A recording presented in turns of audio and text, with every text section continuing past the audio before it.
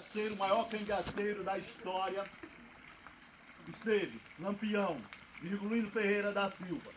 O cangaço ele começa em 1770, século XVIII, em Glória do Goitá, Pernambuco, zona da mata pernambucana.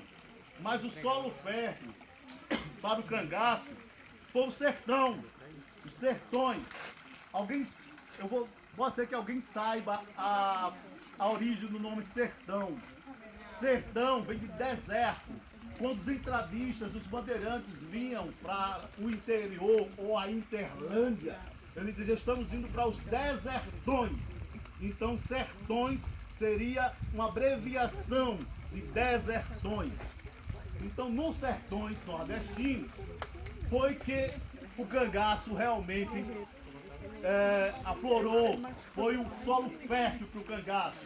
Por conta das injustiças sociais, eu estou de costa para vocês, não tem como. Peço perdão. Por conta das injustiças sociais, por conta da fome, da miséria, da seca e principalmente dos códigos éticos da sociedade sertaneja. Bem, o nome cangaço vem da forma que os cangaceiros, que o Cabeleira, José Gomes, o primeiro cangaceiro, levava a sua arma, de forma transversal, parecendo uma canga ou cangalha que leva os caçoás. Daí, esses bandidos andavam com as armas assim e a população começa a chamá-los de cangaceiros. Canga, cangaceiro, cangaço. Isso no século XVIII. E o que vai fazer com que o cangaceiro seja uma nova personagem dentro da sociedade será que ele ele não vai ter casa. Ele é um ser nômade, ele anda pelos sertões. É como diriam os primeiros cronistas do século XVI, os quentistas. Os cangaceiros eram como os índios, homens sem lei, sem rei, porém felizes. E a felicidade era traduzida em liberdade, mesmo à custa de tanta violência e de armas. Vem no século XIX, surgem alguns cangaceiros, como Lucas Evangelista dos Santos, Lucas da Feira, que foi enforcado a mando de Pedro II. Vem o Robin Hood brasileiro, Jesuíno de Alves Melo Calado, o Jesuíno Brilhante, que vai morrer em 1879. Ele vai assaltar um armazém geral com mantimentos para distribuir com a população mais pobre. E é morto quando ele vai assaltar esse armazém. E aí vem o século XX, com Antônio Silvino, na virada do século XX, 1900, que ele vai se autodenominar governador do sertão. Antônio Silvino é preso em 1914, fica preso de 1914 a 1942 na cadeia pública do Recife, que hoje é a Casa de Cultura, alguém deve conhecer lá, e em 1944 ele falece. Em 1919... Virgulino Ferreira da Silva, nascido no dia 4 de junho de 1898, na cidade de Vila Bela, hoje Serra Talhada, Vale do Pajeú Pernambucano, entra para o cangaço. Entra como Virgulino. E por que Virgulino entra para o cangaço? Havia uma briga entre famílias e essa briga o leva a entrar no cangaço por conta da morte do pai dele. O pai de Virgulino foi morto pela polícia alagoana, seu José Ferreira. Aí muitas vezes os pais, não, foi só o pai. A mãe morreu do coração, teve um infarto, morreu. Que era passar o vento.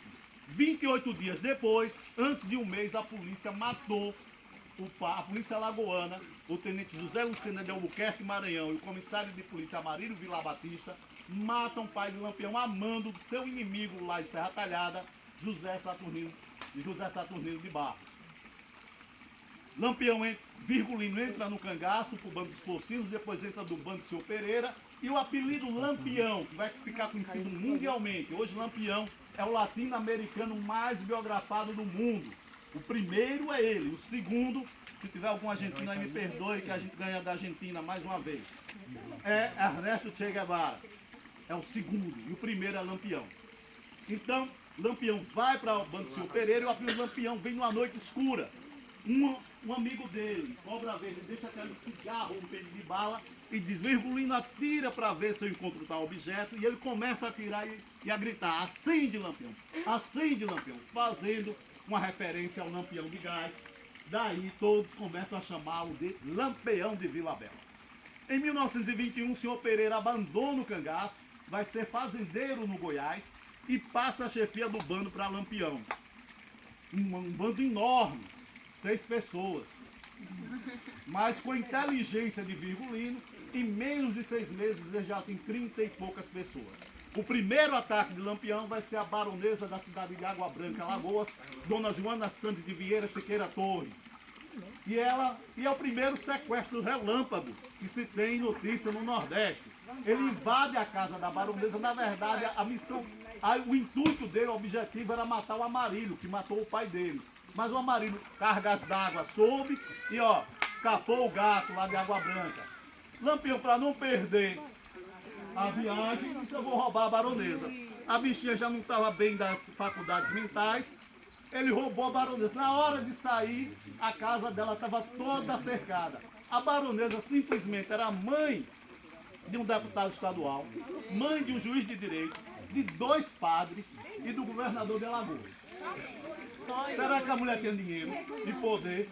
Aí quando saíram, Lampião simplesmente abraçou a baronesa e disse: vamos dar uma volta, dona Joana. Vamos ver o capitão Joaquim, que era o marido dela. O coitado já estava com de osso branco lá, 2 anos de morto. E aí saiu e ninguém atirou. E aí, essa façanha de Lampião vai sair em todos os jornais, principalmente no Diário de Pernambuco. E os cordelistas, os repentistas, que eram os zap-zap, que eram os digitais influencers da época, tome a viola e tome a vender cordel, inventando o mesmo mundo de coisa.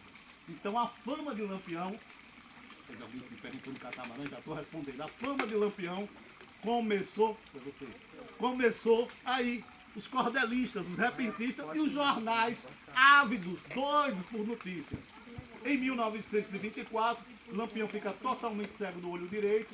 Ele nasceu com leucoma, mas durante o combate entrou um espinho de Kipá no olho dele e ficou cego do olho direito. Do olho esquerdo, ele enxergava muito bem. Aí as más línguas disseram que ele não precisava nem fechar o olho para mirar, por isso que atirava bem, né? Porque o olho já estava fechado, então atirava muito bem, mas é porque ele atirava bem mesmo. Em 1926, ele recebe a patente de capitão das mãos do padre Cícero Romão Batista, lá do Juazeiro, nosso padrinho, padre Cícero. E aí, ele não combate a coluna Prestes, mas ostenta até o fim da vida dele o título de capitão, que é dado oficialmente pelo engenheiro agrônomo Pedro Albuquerque Uchoa, através de um documento assinado pelo Pedro Albuquerque Uchoa, em nome da República Federativa dos Estados Unidos do Brasil. E aí, era esse nome. E aí, Lampião não tem nada. Em 27, ele invade Mossoró, só que a população de Mossoró se junta com o prefeito Rodolfo Fernandes e bota ele para correr. Ele então deixa aquele lado lá do Rio Grande do Norte, Paraíba, Ceará e vem para o sertão do São Francisco. Em 1928, ele adentra a Bahia através do município de Rodelas e um pouco mais na frente, em Glória, na Bahia, ele conhece o coronel Petro Reis e um pouco mais na frente, que vai ser um grande apoiador dele, um pouco mais na frente ele conhece a mulher nova, bonita e carinhosa, que faz o homem gemer sem sentir dor, a mulata da terra do Condor, Maria Gomes de Oliveira, Maria de Ideia, Maria de Lampião, e ela se apaixona perdidamente por ele. O cara manco da perna direita, cego do olho direito, um cabelo levemente ondulado, né, que eu não posso dizer, abre aspas, viu, minha gente? Não vão me entenderem mal, por favor, não vão me cancelar. Abre aspas. A mãe de Lampião dizia, a mãe de Maria dizia, Lampião, abre aspas, tinha cabelo ruim, fecha aspas. Eu não quero processo não, pelo amor de Deus. Viu? Aí é levemente ondulado, o cabelo levemente ondulado, trabalhado na brilhantina. Vocês não sabem o que é brilhantina, muita gente, mas é um gel. Né? Eu passei tanto que caiu o cabelo. Então, se apaixona por ela se apaixona por ele, só que ela era casada, né? Estava brigada com o marido, mas começou a namorar. E o marido, quando voltou, disse: Maria, volta pra mim, Maria, volta. E ela disse: não vou não, arrumei um outro amor. Você nunca me quis, só ia nos cabaré. Eu arrumei outro amor. Disse que não, mas pode ser quem for. É Lampião. Disse: então tá tudo terminado. Eu vou fazer a minha. E aí cada um foi para um lado. E em 1930 era a primeira mulher a entrar no cangaço. Depois dela entrou 42 mulheres. Vamos dar um pulinho 23 de julho de 1938, Grota do Angico, dia de sábado como hoje. O Lampião chega aqui, Maria Bonita, mais 3 companheiros, e fica exatamente nessa suíte que nós estamos agora. Essa aqui, né?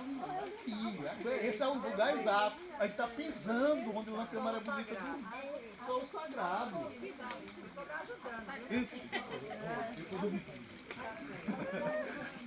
Depois eu dou para a porcentagem. Bora. E aí, o que aconteceu? 15 cangaceiros, dia 25 chegariam mais 30, ao total 35 cangaceiros, sendo 5 mulheres e 30 homens. Das 5 mulheres, 2 morreram aqui. A Maria Bonita vai morrer. Hoje está bom que tem muita gente que está fazendo marcação de tudo. Exatamente onde você está. Aí, é você mesmo, não é você. É você. Onde você está. Qual é o seu nome? Pedro, onde o Pedro está. E olha, Pedro de Cândido vai entrar na história agora, viu? E a Enedina, que é a outra cangaceira, vai morrer subindo aqui. E 3 sobrevivem. Das 3 que sobreviveram, eu conheci 2. Uma, a dona Cila, morreu em 2004, esteve comigo 3 vezes aqui na grota. A dona Maria do Juriti, eu a conheci, mas nunca me deu entrevista, morreu sem me dar entrevista, e não a ninguém, ela não dava entrevista a ninguém. E a dona Dulce está viva e mora em São Paulo. Lúcida, com 98 anos de idade. Então, estávamos todos aqui, 35 cangaceiros, no dia 26 de julho, exatamente onde Saulo está aí. Pedro Rodrigues Rosa, mais Lampião, tem uma conversa. E Pedro Rodrigues Rosa, Pedro de Cândido, era o dono desta fazenda. E diz, Lampião, Pedro, vá comprar uns mantimentos que eu vou embora na quinta-feira. Pedro, na quarta-feira, dia 27 de julho de 1938, vai à feira de Piranhas, que era uma feira enorme, reunia 3.000 pessoas e faz as compras para Lampião. O que eram essas compras? Cachaça limpa, queijo coalho, queijo do reino, que o Lampião gostava. Nisso eu sou parecido com o Lampião, eu gosto muito de queijo do reino, né? E queijo rapadura, botões para algumas... Enfim, mas Pedro compra muitos mantimentos. E Pedro é casado e tem um filho recém-nascido. Para que 2 jegues cheios de mercadoria? E aí fica aquele zoião, né? Aquele povo de zoião, só filmando. Um compadre dele, chamado João Almeida Santos, conhecido como Joca Bernardo, vê o compadre comprando mantimento e entrega à polícia. Vai ao sargento Aniceto e diz, olha, aperte Pedro que ele sabe onde o Lampião está. Mas o Joca Bernardo fez isso por 2 motivos. Inveja, que ele era invejoso, ele tinha inveja de Pedro, que Pedro estava ficando rico por ser coiteiro de Lampião e ele era coiteiro de Corisco, não ganhava nada. E ciúme. Não era ciúme de Pedro, não. Era que os 2 eram casados, mas eram apaixonados por uma mulher. E Pedro namorava com essa mulher. E ela não queria a Joca. Aí Joca decidiu se vingar, né? Disse, não, já que eu não posso tê-la, também você não vai poder. E os 2 casados, mas era normal, né? É normal. E aí ele entregou. O sargento Aniceto viu e passou um telegrama, constatou realmente o que o Joca tinha dito, e passou um telegrama para o tenente João Bezerra da Silva, que estava em Pedra de Delmiro Gouveia, hoje cidade de Delmiro Gouveia, a 47 quilômetros de Piranhas, no estado de Alagoas. O bilhete, o telégrafo, que era o zap da época, o telegrama era o seguinte: Tenente João Bezerra da Silva, boi no pasto, venha urgente, assina sargento Aniceto. O boi, Lampião, no pasto, que estava próximo. Mas ele não faz só isso, ele vai até o pátio da feira e grita, estou indo pegar o cego na cidade de Canapi, que fica a mais ou menos de 120 quilômetros de Piranhas. Os coiteiros chegaram aqui e falaram para ele, capitão, fica tranquilo, toda a polícia alagoana foi me procurar lá em Canapi. Aqui em Sergipe, Lampião era protegido pelo então interventor federal, já que era o Estado Novo de Getúlio Vargas, que era um cargo semelhante ao de governador. O interventor federal era o Nildes de Carvalho, capitão médico do Exército e filho do homem mais rico de Sergipe naquela época. Então ele aqui, eles faziam o que queriam, não estava nem aí. Então o Lampião nesse dia libera todo mundo para beber, para tomar cachaça, enfim. E aí a polícia se encontra em Piranhas, 48 policiais portando 2 submetralhadoras Bergman MP-21 e uma metralhadora Royal. Segue de barco, como a gente seguiu agora, de catamarã, de lanchinha. vão para a fazenda Remanso, que fica de frente, pegam Pedro de Cândido entre Montes, que é um povoado que fica aqui a 5 minutos de barco, torturam levemente, é uma tortura leve, foi só cutucada na unha, uma arranhão aqui na barriga, e dizendo que ia matar a família dele toda, inclusive o filho recém-nascido. Então ele diz, Lampião está aqui, atravessam, pegam seu Duval. Seu Duval morreu em 2007, eu conheci bastante, conversei muito com ele. E seu Duval tinha 18 anos na época. E seu Duval era irmão de Pedro. E os dois seguem por essa mesma trilha que a gente seguiu. 28 de julho de 1938, Lampião se levanta daqui da suíte presidencial dele, sai, e havia água, mas não essa quantidade que há aqui, uma quantidade menor. E manda um cangaceiro chamado Amoroso, que vai buscar água no poço do Tamanduá. A neblina é muito forte, quem acordou hoje cedo viu que aqui faz neblina daquela. E voltou para a cama para se preparar para rezar. Lampião rezava ao acordar, meio-dia e ao entardecer, todos os dias. Levava a Bíblia Sagrada com ele, Antigo Testamento, a Vida de Jesus Cristo, de Ellen G. White, e o livro de São Cipriano. Então, ele volta. O amor, nisso está tudo aqui já. Tenente João Bezerra está lá em cima, está o Edja. Aspirante Ferreira de Melo está aqui. E o sargento Aniceto que se perdeu. Enfim, é uma longa história, não vou entrar nisso não. Se perdeu. Ele se perdeu na fazenda. Ele estava sem guia, não me contratou, não contratou ao Edja. Então ficou sem guia. Então, quando o Amoroso vai buscar, se agacha para pegar o primeiro cantil de água para fazer o café lá embaixo no Poço do Tamanduá, vem o primeiro tiro do soldado Abidon, que não era para ser assim. A rajada de metralhadora teria que ser de lá de cima do tenente João Bezerra. E começa o tiroteio. O Lampião sai e morre exatamente onde vocês estão aí. Vocês, a senhora que olhou agora. Aí, se for um pouquinho mais, vai pisar exatamente na cabeça dele. Deixa eu pisar. E aí ele vai, leva um tiro aqui assim, não morre, cai, o Panta de Godó e o soldado vem e atira na cabeça, que não é para atirar, e finaliza, como diz ele. O Panta de Godó eu conheci, fiz uma entrevista com ele de uma semana, e ele já faleceu em 99, eu fiz em 98, essa entrevista. E aí Maria Bonita sai, tenta acordá-lo, é atingida de raspão no ombro e na virilha, e é levada onde Pedro mais ou menos está, e ali é degolada ainda viva. Ela é degolada viva, e quem degolou foi o Ponta de Godói, o mesmo que matou o Lampião, terminou de matar o Lampião. E ele dizia, olha, Jairo, a faca, o facão, a lâmina era jacaré, não é Lacoste não, é jacaré, né? Jacaré mesmo, não é da Lacoste não, é jacaré. E aí, tiroteio, morre 11 cangaceiros aqui. Virgulino Ferreira da Silva, vulgo Lampião, nasceu no dia 4 de junho, como eu falei, de 1898, morreu aos 40 anos de idade. Maria Gomes de Oliveira, que era conhecida como Maria Bonita e ficou conhecida como Maria Bonita, mas no cangaço ninguém a chamava de Maria Bonita. Era Maria de Ideia, Maria do Lampião, Dona Maria, mas menos Maria Bonita. E foi um apelido jocoso colocado pelo Assis Chateaubriand nela. Então ninguém chamava.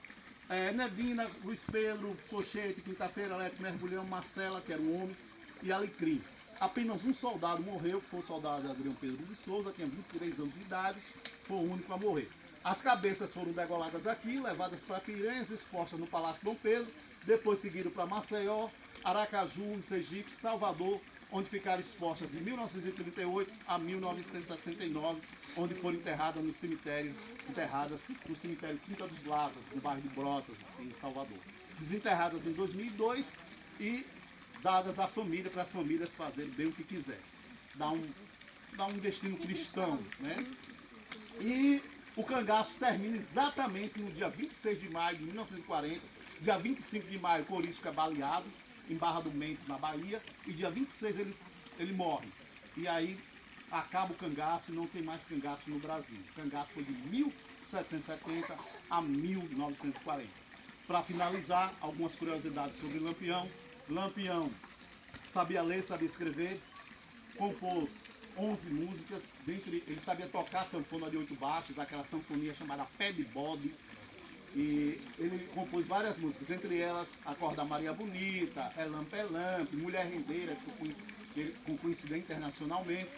era cordelista, fez 84 cordéis, gostava de coisas boas da vida, como um bom gin mouton inglês, um conhaque macieira português, uma cerveja Pilsen resfriada no fundo do pote, e de vez em quando usava perfumes franceses da Maison Roger Gallet de Paris e da Maison Artiquinces.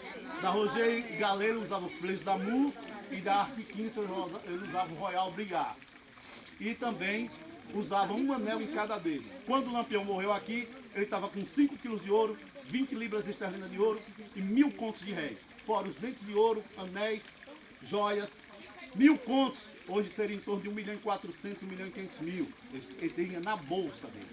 Então o cangaço termina hoje, o cangaço é conhecido mundialmente, como eu falei para vocês. Existem biografias de Lampião em inglês, francês, italiano, espanhol, mangá em japonês, né? Tese de doutorado aqui no Brasil e fora do Brasil, na Sorbonne 2, tem um núcleo de estudos do cangaço, para vocês terem ideia. Então, pessoal, é esse um resumo, tentei resumir o máximo para levar essa história para vocês. E agradeço a vocês por estar aqui. O Brasil necessita conhecer sua história, principalmente os mais jovens precisam conhecer. O nosso país é tão rico em história, é tão fantástico em história, porém, às vezes não sabemos valorizar. A gente valoriza mais um Robin Hood, o Billy the Kid, o Jesse James. Eu tenho um amigo que é professor da Universidade de Austin, ele disse, Jairo, o problema de Lampião é que ele não falava inglês, nem tomou Coca-Cola. E nem foi interpretado no cinema por Kevin Costner. Só isso. Muito obrigado, pessoal.